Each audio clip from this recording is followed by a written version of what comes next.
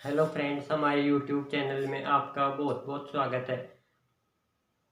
हमारा वीडियो अच्छा लगे तो लाइक और शेयर ज़रूर करना, और आप इस चैनल पर नए हैं तो हमारे चैनल को सब्सक्राइब करना ना भूलें। तो आज हम इस वीडियो में पंखे की वाइंडिंग व कनेक्शन के बारे में जानेंगे। तो हम पंखे की वाइंडिंग व कनेक्शन का जो डेटा होता है वाइंडिंग व कनेक्शन का, उसके बारे में जानेंगे। तो हमारा जो सीलिंग फैन होता है, जिस फैन को हम सीलिंग फैन बोलते हैं, उसमें एक स्टेटर होता है और एक रोटर होता है। जो स्टेटर होता है वो अंदर की तरफ स्थिर स्थापित किया जाता है, जबकि रोटर को बाहर की तरफ स्थापित किया जाता है, जो रोटेटिंग करता है या घूमता है। तो जो स्टेटर स्थिर होता है उसमें दो वाइंडिंग स्थापित की जाती है। जो अंदर की तरफ गहराई में स्थापित की जाती है वो वाइंडिंग रनिंग वाइंडिंग कहलाती है, और जो वाइंडिंग कम गहराई या बाहर स्थापित की जाती है उसे स्टार्टिंग वाइंडिंग कहते हैं। रनिंग वाइंडिंग को प्राथमिक वाइंडिंग तथा स्टार्टिंग वाइंडिंग को द्वितीय वाइंडिंग भी कहते हैं। तो ये हमारी रनिंग तथा स्टार्टिंग वाइंडिंग हो गई। अंदर गहराई में स्थापित की जाने वाली वाइंडिंग रनिंग या प्राथमिक वाइंडिंग कहलाती है, जबकि कम गहराई या बाहर स्थापित की जाने वाली वाइंडिंग स्टार्टिंग या द्वितीय वाइंडिंग कहलाती है। जो रनिंग वाइंडिंग होती है उसमें टर्नों की संख्या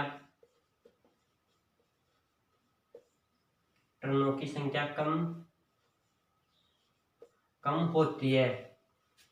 जो रनिंग वाइंडिंग होती है इसमें जो वाइंडिंग की जाती है वह मोटे तार व कम लपेट की जाती है। जो रनिंग वाइंडिंग में जो वाइंडिंग की जाती है मोटे तार व कम लपेट की जाती है। जो रनिंग वाइंडिंग होती है वह मोटे तार व कम लपेट की होती है। रनिंग वाइंडिंग होती है इसका प्रतिरोध निम्न तथा इंडक्टिव रिएक्टेंस उच्च होता है। जो रनिंग वाइंडिंग होती है वह मोटे तार व कम लपेट की जाती है। इसमें टर्नों की संख्या कम होती है, और जो तार होता है SWG वो मोटे तार का प्रयोग किया जाता है। जैसे 28 SWG का तार प्रयोग किया जाता है। तो यह मोटे तार और कम लपेट की होती है और इसका प्रतिरोध निम्न होता है तथा जो इंडक्टिव रिएक्टेंस होता है वो उच्च होता है। तो ये हमारी रनिंग वाइंडिंग हो गई। अब स्टार्टिंग वाइंडिंग होती है वह पतले तार व अधिक लपेट। जो स्टार्टिंग वाइंडिंग बाहर की तरफ वो वाइंडिंग होती है जिसे हम द्वितीय वाइंडिंग बोलते हैं, जो पतले तार तथा अधिक लपेट वाली की जाती है। इसमें पतले तार का प्रयोग किया जाता है। जो टर्नों की संख्या होती है वो अधिक होती है। जो स्टार्टिंग वाइंडिंग होता है इसका प्रतिरोध उच्च तथा इंडक्टिव रिएक्टेंस होता है वो निम्न होता है। तो इसका इंडक्टिव रिएक्टेंस निम्न होने के कारण इसमें अधिक जो धारा है वो अधिक प्रवाहित नहीं हो पाएगी, जिससे इसका एक स्टार्टिंग टॉर्क होगा वो उच्च होगा। तो इसलिए यह स्टार्टिंग वाइंडिंग अधिक प्रतिरोध व निम्न रिएक्टेंस की प्रयोग की जाती है। अब बात करते हैं टर्नों की। जो रनिंग वाइंडिंग होती है इसमें 28 SWG से 30 SWG standard wire gauge SWG standard wire gauge का तार प्रयोग किया जाता है। इसमें जो टर्नों की संख्या होती है, टर्नों की संख्या जो रनिंग वाइंडिंग होती है इसमें जो टर्नों की संख्या होती है 250 से 280 तक होती है। जो रनिंग वाइंडिंग होती है इसमें टर्नों की संख्या 250 से 280 होती है तथा जो तार प्रयोग किया जाता है कॉपर वायर वो 28 SWG 30 SWG प्रयोग किया जाता है। इसके बाद में स्टार्टिंग वाइंडिंग। जो स्टार्टिंग वाइंडिंग होती है उसमें 25 SWG से 27 या 28 SWG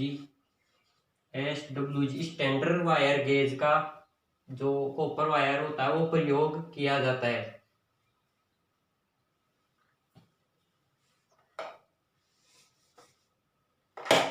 स्टार्टिंग वाइंडिंग होती है उसमें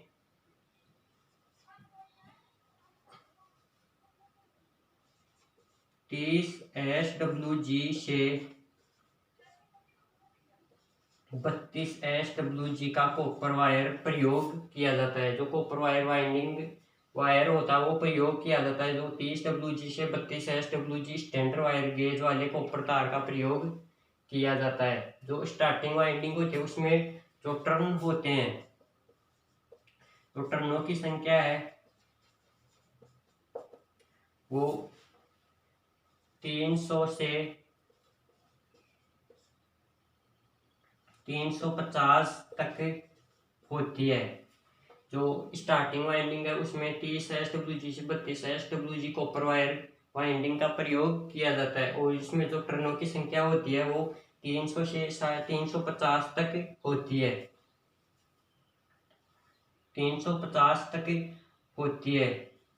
और जो स्टार्टिंग वाइंडिंग होती है इसका जो प्रतिरोध होता है, प्रतिरोध उच्च तथा इंडक्टिव रिएक्टेंस निम्न होता है। तो ये हमारा जो वाइंडिंग का डेटा हो गया, प्राथमिक व द्वितीयक स्टार्टिंग व रनिंग वाइंडिंग का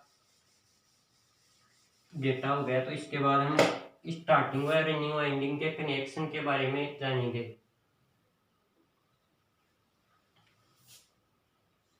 तो ये हमारी दो वाइंडिंग स्टार्टिंग वाइंडिंग के सिरे हो गए, दो रनिंग वाइंडिंग वाले सिरे को R1 R2 तथा स्टार्टिंग वाइंडिंग वाले को S1 S2 नाम से स्थापित किया जाता है।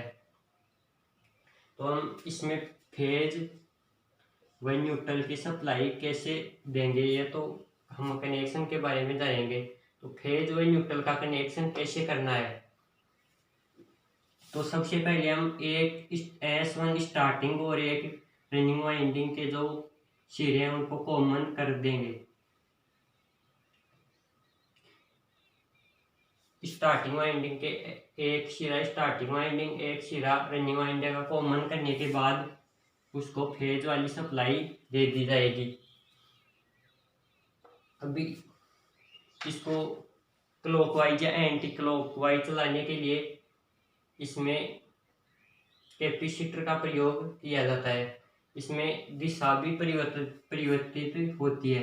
तो हम सबसे पहले जो फैन होता है उसमें कैपेसिटर प्रयोग किया जाता है। कैपेसिटर इसलिए प्रयोग किया जाता है क्योंकि जो कैपेसिटर होता है वो पावर फैक्टर के मान को सुधारता है, इसलिए जो कैपेसिटर प्रयोग किया जाता है वो पावर फैक्टर को मान सुधारता है, इसलिए कैपेसिटर का प्रयोग किया जाता है।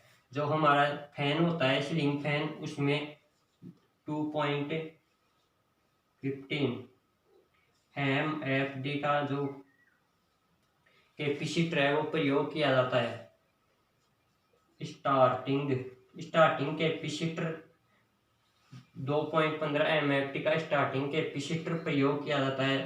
2.50 माइक्रोफेरेड का 2.15 MFD माइक्रोफेरेड का कैपेसिटर स्टार्टिंग कैपेसिटर प्रयोग किया जाता है।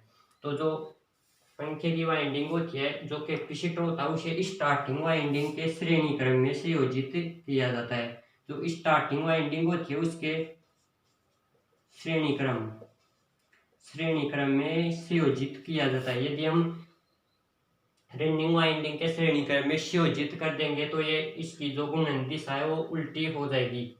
तो हमेशा जो कैपेसिटर होता है उसे पंखे की स्टार्टिंग वाइंडिंग के श्रेणी क्रम में संयोजित किया जाता है। तो ये हमारी स्टार्टिंग वाइंडिंग है, तो इसमें श्रेणी क्रम में संयोजित कर देंगे।